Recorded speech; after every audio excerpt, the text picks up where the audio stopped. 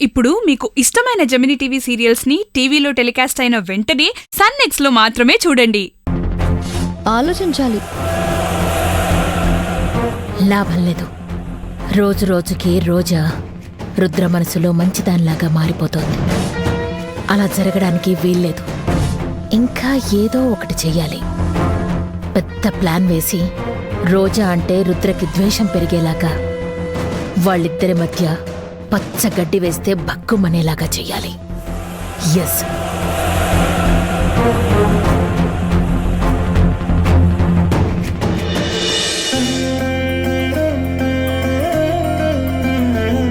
పంతులు గారు.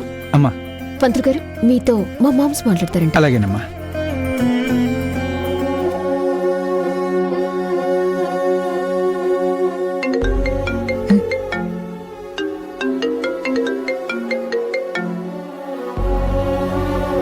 చెప్పు బేబీ, వెళ్ళావా? మామ్స్, నేను పంతుల దగ్గరికి వచ్చాను. పంతులు గారితో మాట్లాడు. హలో అమ్మా, నమస్కారం. చెప్పండి. నమస్కారం పంతులు గారు. మీరు మా ఇంటికొచ్చి రోజాని కలిసి పితృపక్ష పూజలు చేయడానికి మంచి రోజు అని చెప్పి పితృదేవతలకి పితృపక్ష పూజలు చేయాలి అని తనని ఒప్పించాలి. ఎప్పుడమ్మా?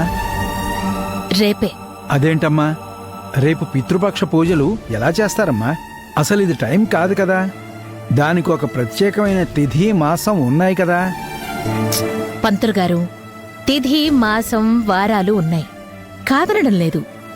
కాని మీరు చెప్తే రోజా నమ్ముతుంది. మీరే దగ్గరుండి పితృపక్ష పూజలు చేయించాలి. అది నాకు చాలా అవసరం. తప్పు కదమ్మా, అలా ఎలా చేయిస్తారు?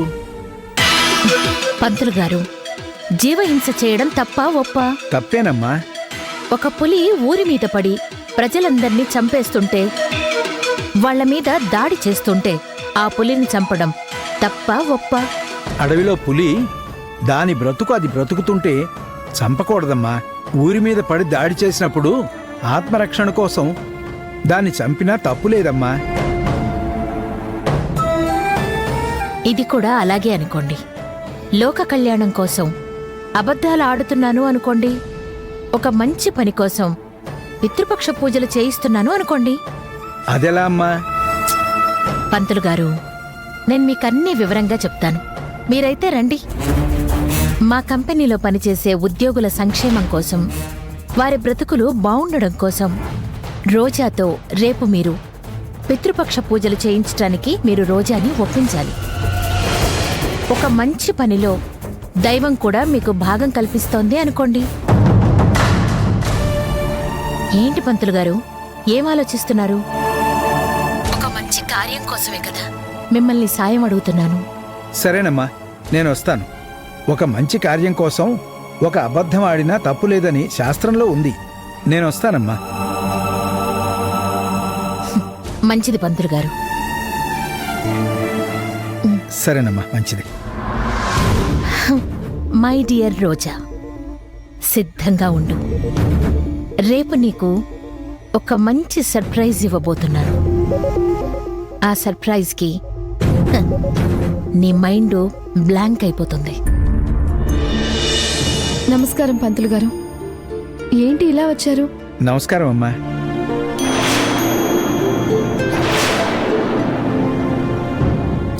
అమ్మా, రేపు పితృదేవతలకి పిండ ప్రదానం చేయడానికి మంచి రోజు.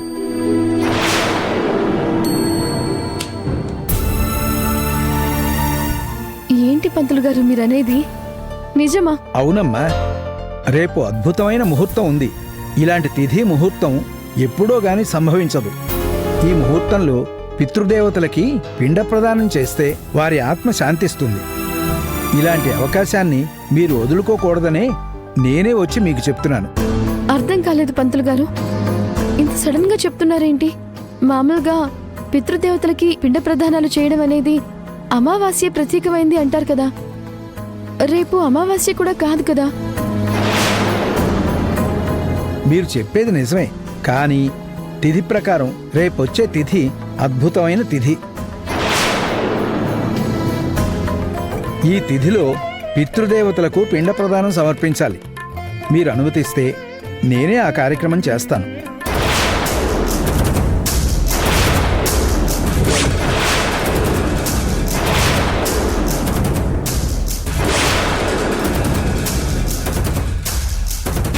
అమ్మా, ఇక మీరేమీ ఆలోచించకండి.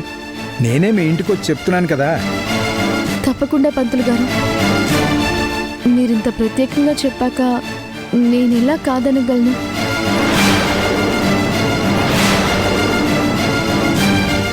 మీకు పూజ సామానికి కావాల్సిన డబ్బు అదంతా నేను ఇస్తాను. యమునా, నిత్య, రేపు నువ్వు కూడా నాన్నకి పిండ ప్రదానం చేద్దు.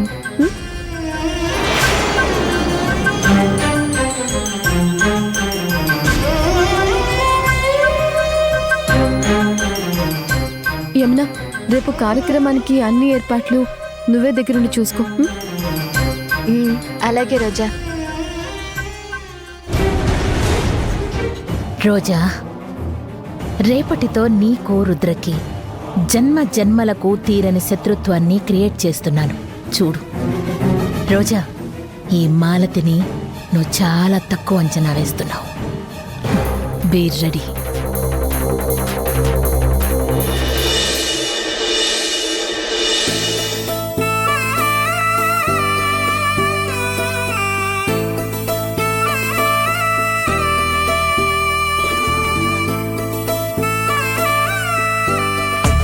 పొద్దున్నే ఏంట్రా ఇది? ఏమోనక్క, ఇంట్లో పంతులొచ్చి ఏదో సర్దుకుంటున్నాడు.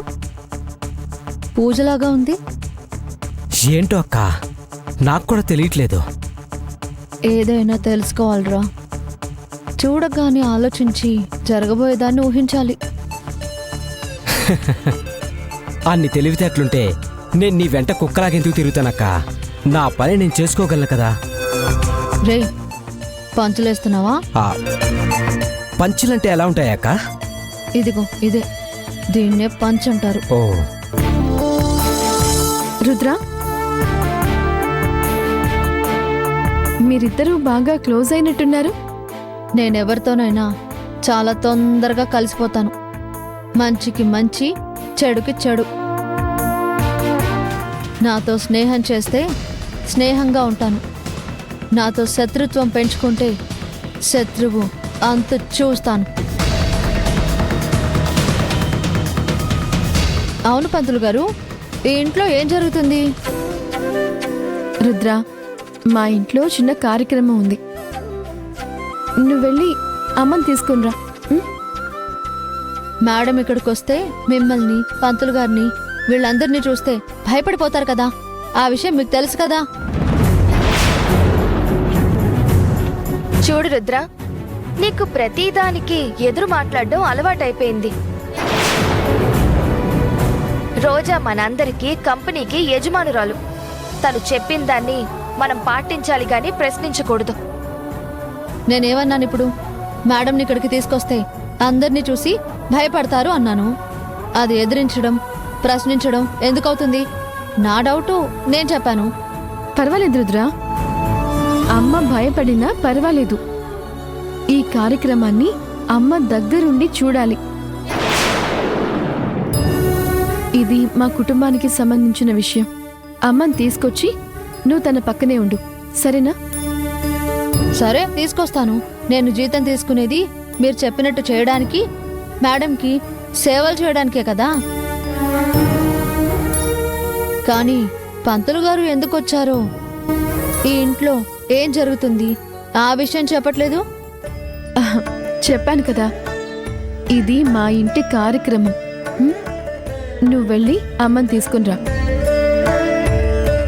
టిల్లు, నువ్వు ఇక్కడే ఉండి ఏదైనా అవసరమైతే సహాయం చెయ్యి. సరే మేడం. ఈ రోజా ఏది అడిగినా చెప్పడం లేదు. ఏం చేయాలి? రుద్ర, వెళ్ళి అమ్మని తీసుకునిరా. సరే.